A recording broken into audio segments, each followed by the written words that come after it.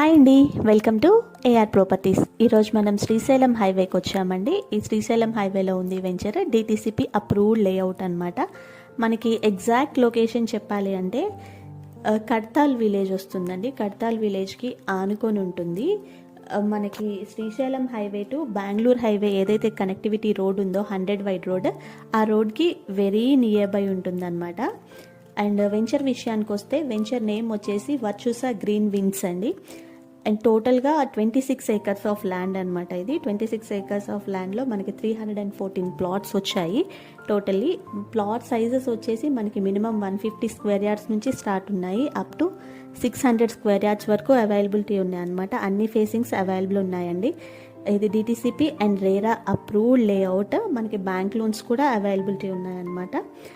at present మన